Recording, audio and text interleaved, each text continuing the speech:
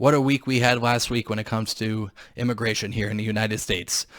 Governor Ron DeSantis, and what are people calling is a political stunt, sent 50 Venezuelan immigrants to Martha's Vineyard, and from there, they only lasted there 24 hours because the Democrats couldn't handle it. And then from there, proceeded to send the immigrants to a military base on Cape Cod.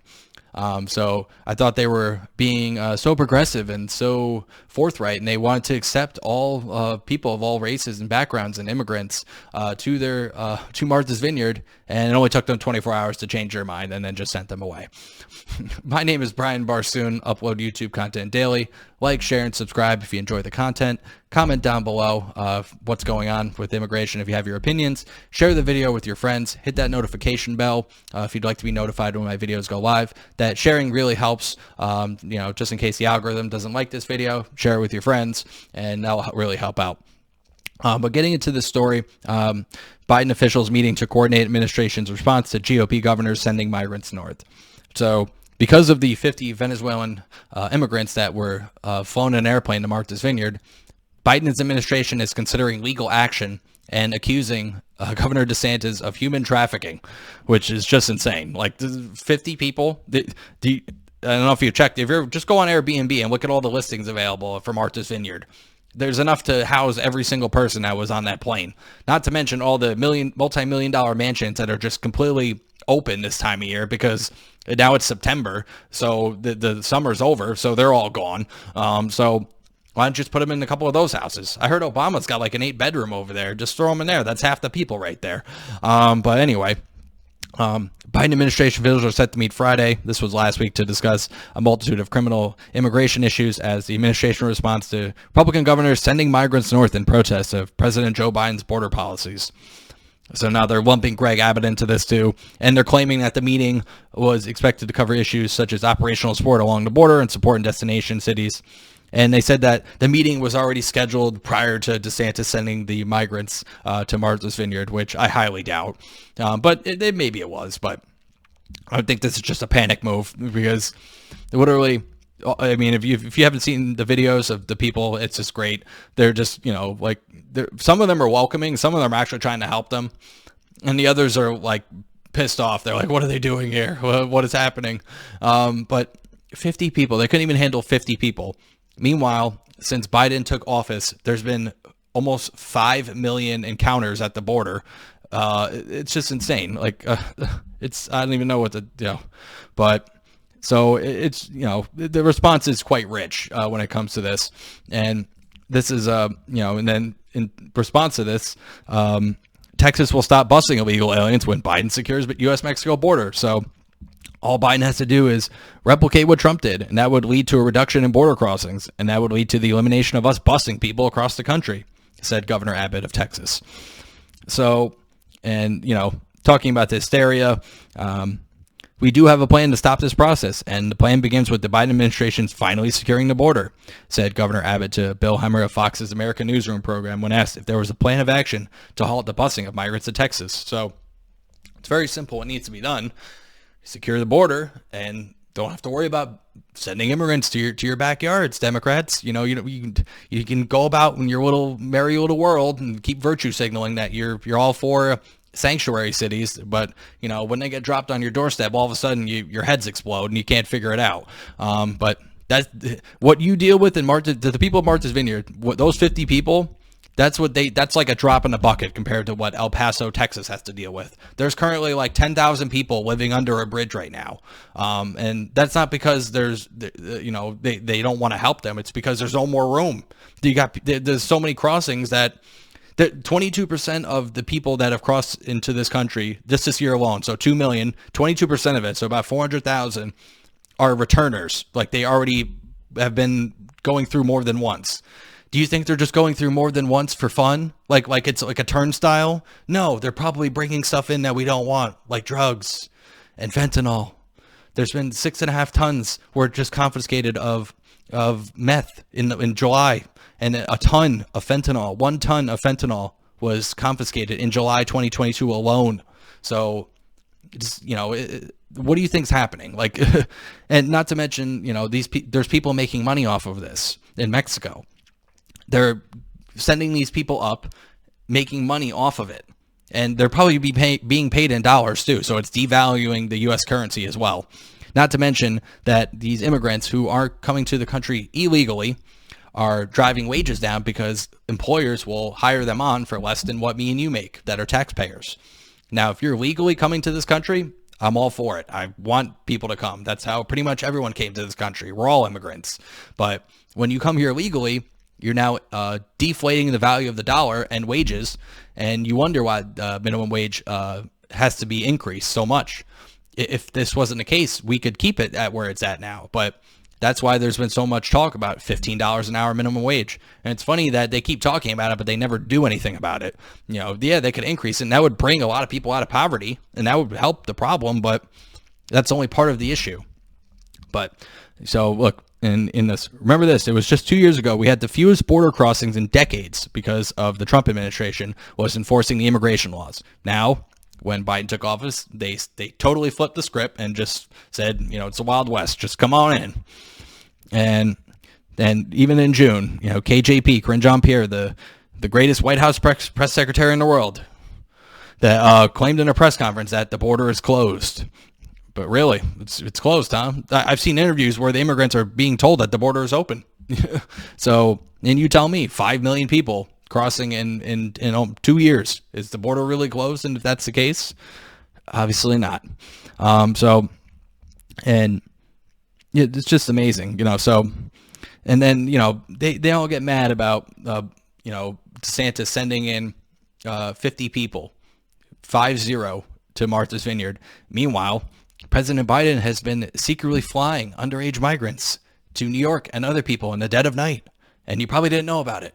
This is from an article from October of 2021, where it was reported back in August earlier that year that there were several flights that were flown into Westchester County Airport, which is just north of New York City. I know that airport. I've gone to that airport. I used to live around that area. I don't live there anymore, and this is why. So plane loads of underage migrants are being flown secretly into suburban New York in an effort by President Biden's administration to quietly resettle them across the region, the Post has learned. And if you're not familiar, if you don't know the area, Westchester County Airport is right next to Greenwich, Connecticut. Greenwich, Connecticut is one of the richest cities in the world, and especially in the country. A lot of the, I don't know what the GDP per capita is, but it's really high. So they have a special, I don't know if you want to call it a clause or a rule, that from midnight to 6 a.m., no flights. It's not a big airport. It's not like LaGuardia or JFK where it runs year round. It's a regional airport. So from that 6 hour period, you can't fly. Nobody can fly. It's literally against the law. So during these two, they had two different flights. So this was on August 20th. They had two arriving from Houston at 2:13 a.m. and 4:29 a.m. on August 20th, and then other flights thereafter. And there was people on the ground that someone came there and said, "What's going on here?" And literally the person responded with, "Oh, nobody should know about this." They were literally ashamed at what they were doing.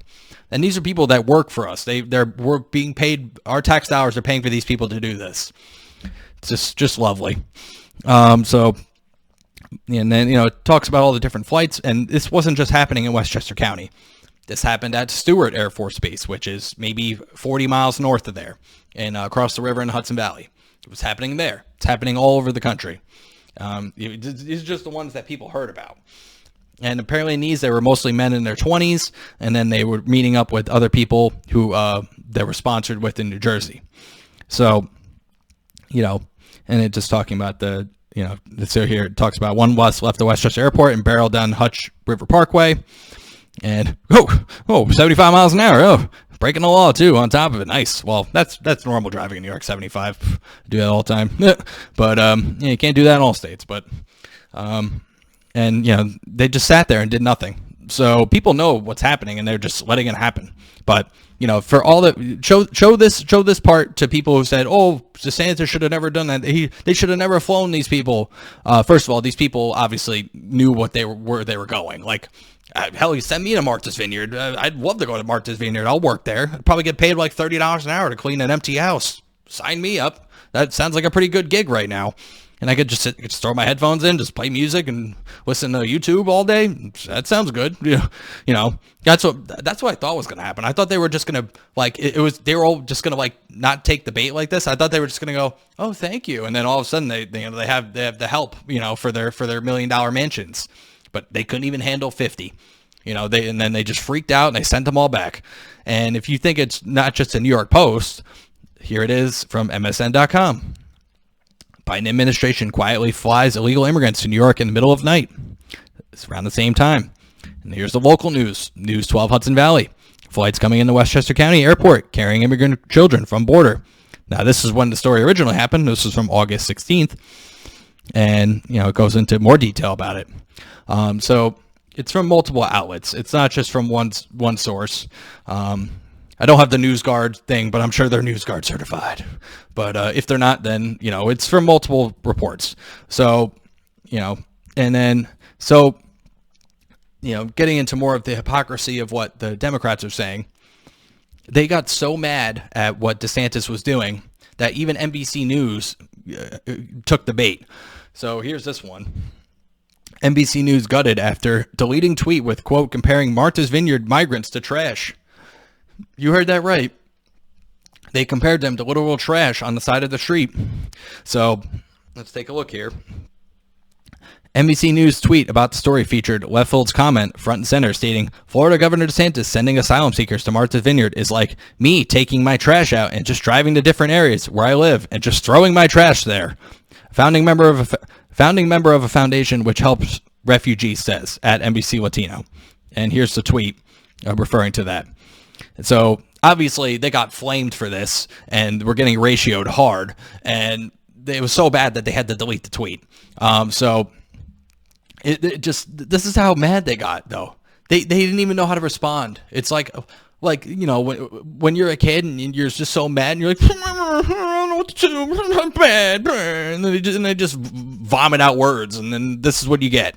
Just a tweet like this, But imagine if someone like DeSantis or Abbott said this, where we're treating them like trash. Holy crap! It'd be like it'd be the news story for like a month.